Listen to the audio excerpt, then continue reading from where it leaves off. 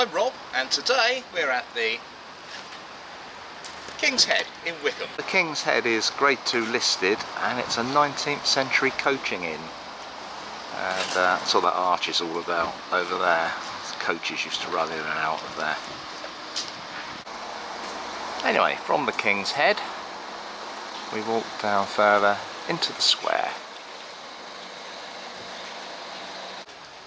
Now, Wickham Square is mainly Georgian, but it's had a licence for a market since the 13th century.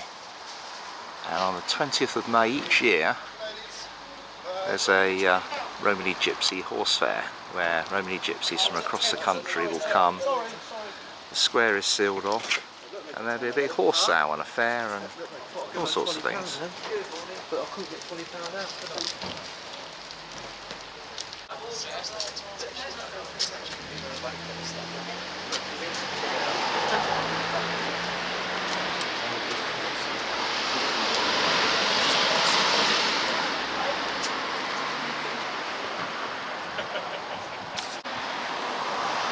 It's a very popular little village for walkers and cyclists.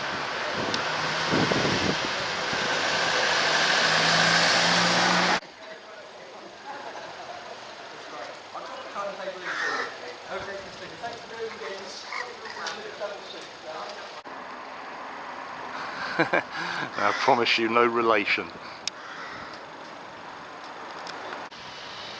So at the end of the square, we're going to head down the hill towards Chesapeake Mill.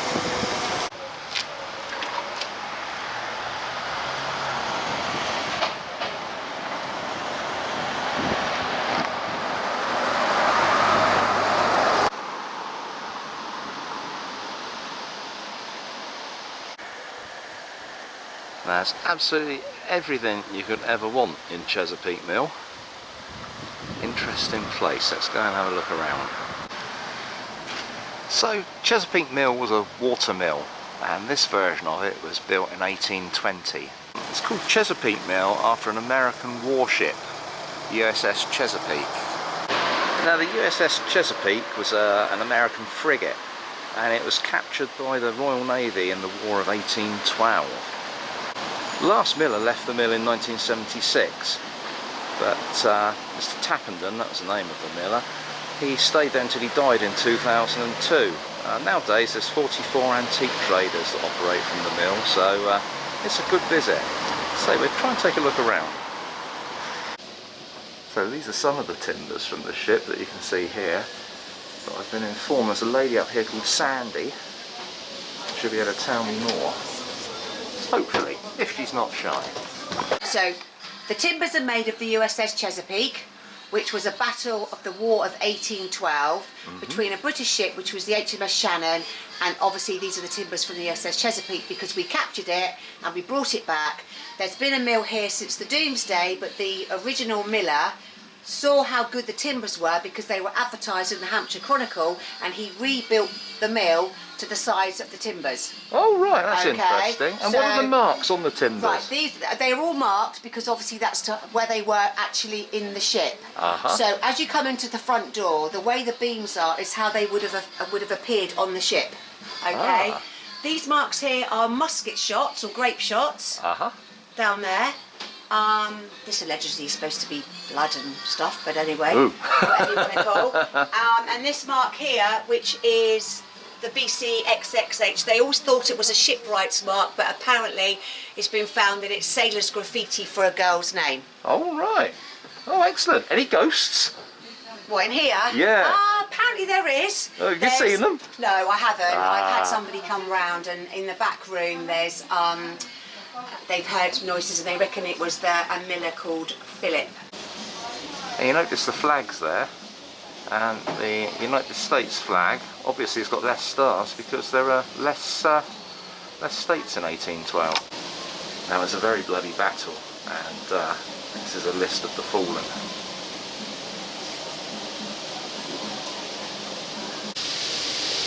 But it's a visit. Like milling around knickknacks, a lovely little tea room here. There we are.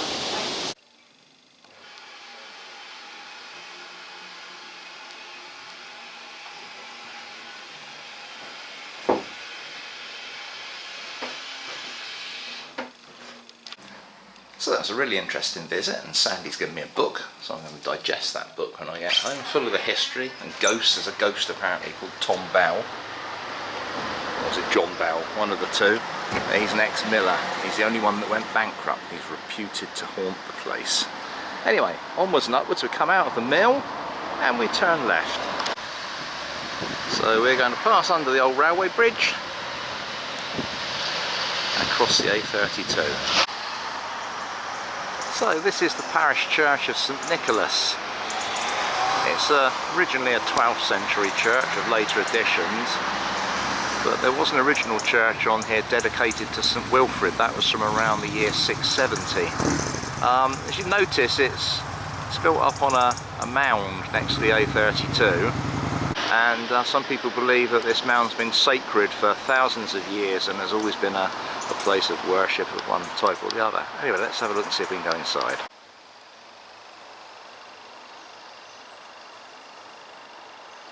And these are the stairs up to the belfry. I don't know if you can read that. Manners maketh man. I agree with that. So there's actually a service going on, so I'm going to be very, very quiet.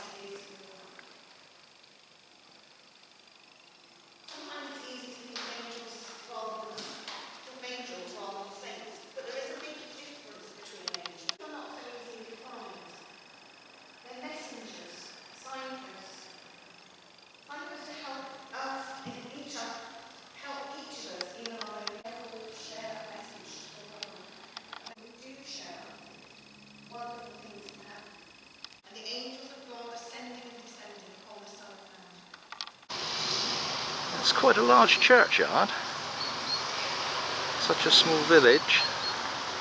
It's a very large churchyard. And there are yew trees, and of course, as you know, that Christians revere yew trees because of the death and rebirth of Christ. A yew tree will put down long boughs that touch the earth and can grow into new yew trees. So they're seen as a sign of death and rebirth.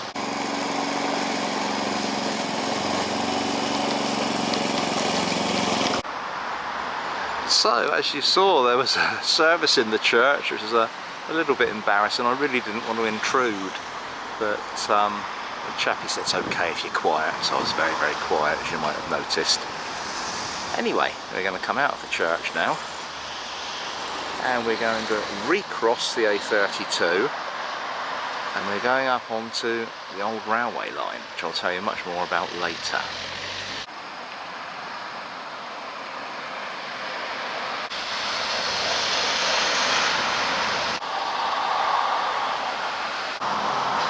So, just past the information boards and the seats, we're going to go up some steps leading onto the railway embankment where there's some benches. And that's the bridge we passed under, but we're going to turn left to walk down on the down line. I'm not being captured on film. Morning! Oh, you are! You look very good too!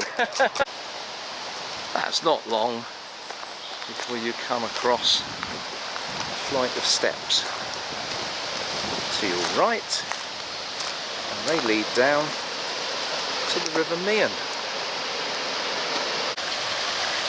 And here we are, this is the River Meon, and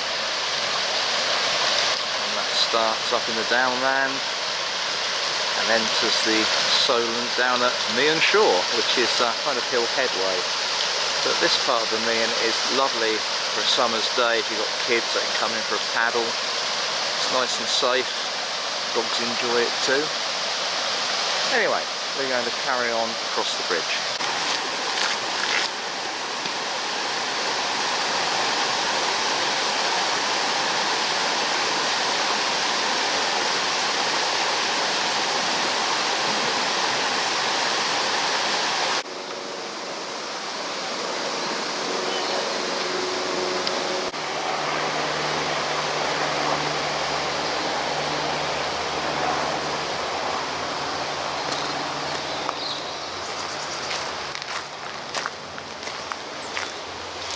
And this is Wickham Water Meadows.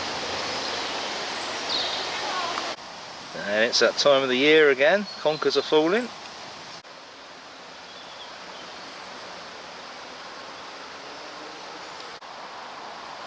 And just off of the meadows you've got a little tea room garden.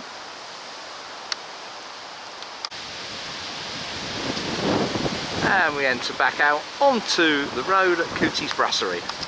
So for those of you wanting a short walk, a really short walk, just walk back up to the square and back to the pub.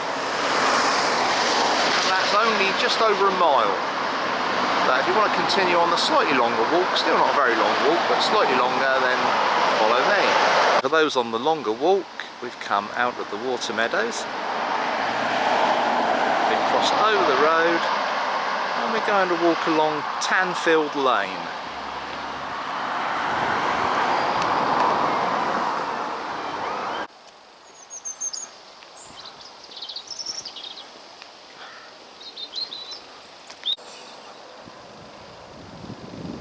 So we have these quaint little terraces to our left, and to the right you can just see over the golf course.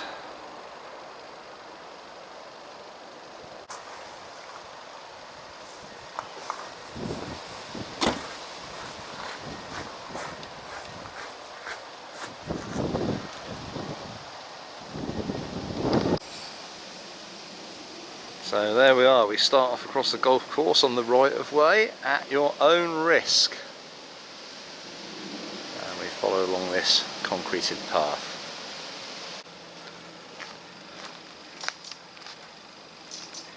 Go to the golf course.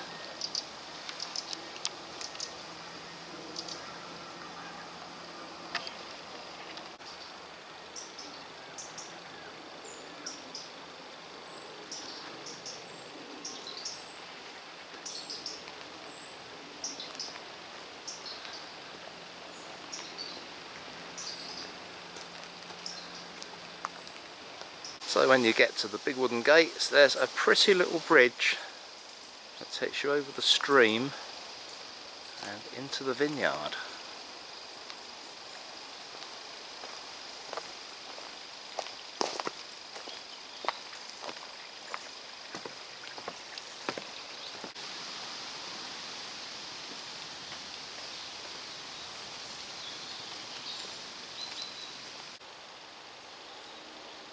So a lovely, very well kept vineyard,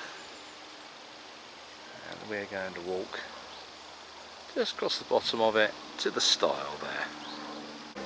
Bunches of small grapes.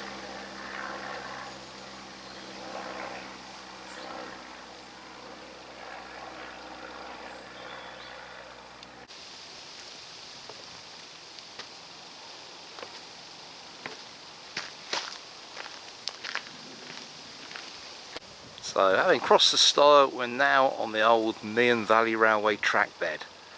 If you go that way, not a lot of people go that way because there's nowhere really to go apart from the junction at Knoll, which meets up with the Fareham to Eastleigh branch line, which is still extant and still running.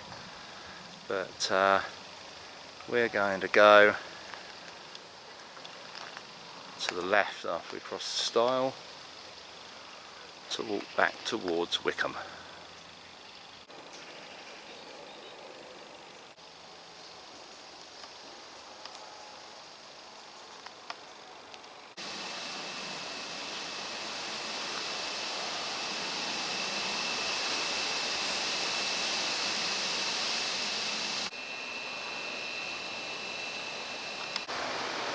So as I said, this is the Meon Valley line. It runs a total distance of 22.25 miles from Knoll Junction in that direction to Alton in that direction. All disused now, most of it walkable thanks to Hampshire County Council. Some lovely walks along it. So the Meon Valley line, it opened in 1903, so it was quite a late railway to be built. It went on for passenger travel until February 1955. Eventually closed to all traffic in August 1968. It's probably most famous historically for the meeting which was held in the sidings at Droxford Station. They're the longest sidings apart from Eastleigh in the whole southern region, and they're very handy for Southwark House, where the Supreme Commander of D-Day, General Eisenhower, was. So the train stopped at the sidings in Droxford. There was a meeting between Churchill and the South African President and the Canadian President, or Prime Minister, to discuss what they wanted doing with D-Day. They then moved on from there. They drove to Southwark House and they met with General Eisenhower in Southwark House to plan Operation Overlord, which turned out to be D-Day. There were originally high hopes of the railway from the farmers and the grain dealers and things here. Mainly carried wheat, watercress and fruits. But it didn't fulfil its potential, unfortunately. There's a lot of branch lines, so there we go. But we're left with a lovely walking trail now. But, as I say, it stretches all the way up to Alton almost. So you know, in bits and pieces you can do it. You have to come up with certain parts, but otherwise it's mainly intact and laid out with lovely gravel paths. Anyway, we'll continue on to Wickham.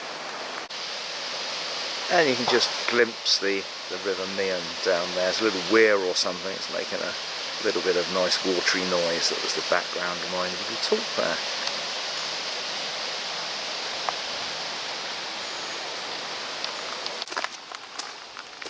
So I wonder if we can see the river from here.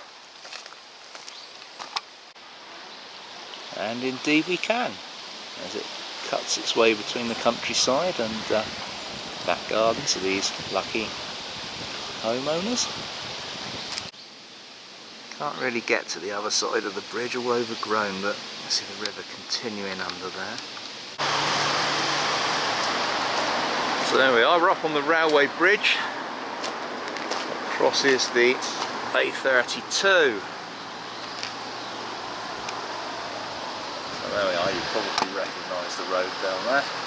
And indeed the road down there. So this is where we leave the railway. There's a set of steps that lead down just past the bridge. And we follow those down to the footpath and out onto the A32 to pass under the bridge that we've just crossed.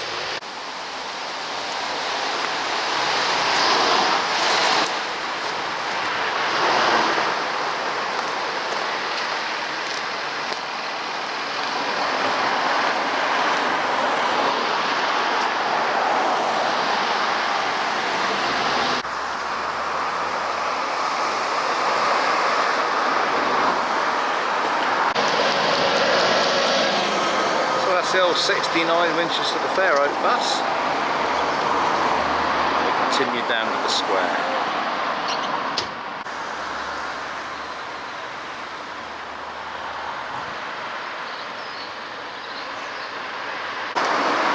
So a few restaurants and bars. Here's Green's Restaurant and Bar on this corner. There's the old King's Head in the square that we started from. And the Square Cow.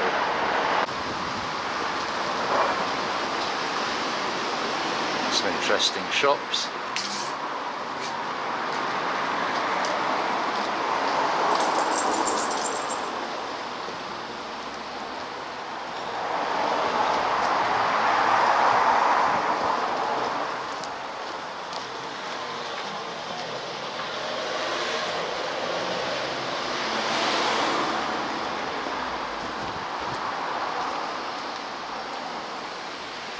Rock and roll, I like that one.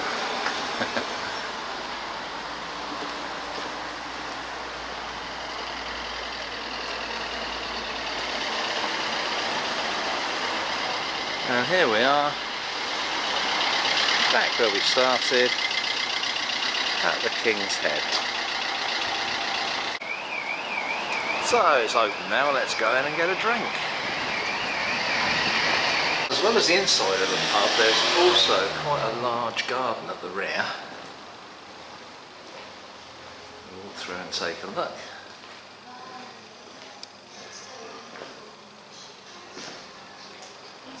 Of course, Fuller's took over the old George Gale pubs, which George Gow no longer. They used to brew at Horndean, did a very good HSB.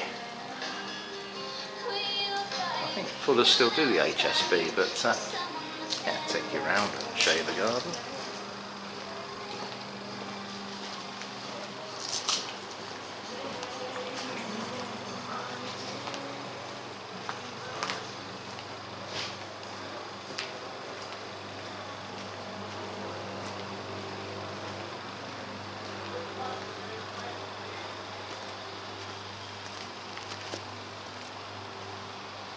Yeah, so plenty of room to sit out in the sun and even a little children's play area. Very pleasant. Driving again.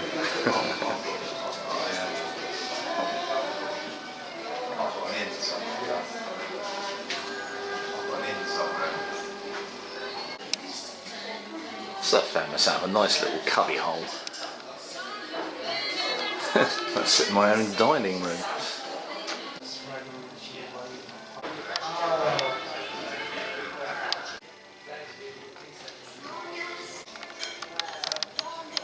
So I'm in good company. There's Winston, and there's the Allied Commanders, including Eisenhower. And anyway, that was a lovely little walk. Two little walks actually, for the ones that like very, very small walks of you. There's the 1 miler that just literally goes around the square and the water meadows. And then the one that goes off through onto the railway and through the golf course, that's only 3 miles anyway. So there's a couple of nice little walks. They're pretty much buggy friendly as well. The odd step or two. One style from memory, I think it's 1 style. So yeah, you can take your buggy along there. If there's 2 of you, just lift your buggy over the 1 stile and help you down the steps and you'll be fine. Anyway, I enjoyed that walk and I'm going to enjoy my orange squash because I'm driving. And if you enjoyed it, then please like and subscribe, and maybe I will see you on the next one.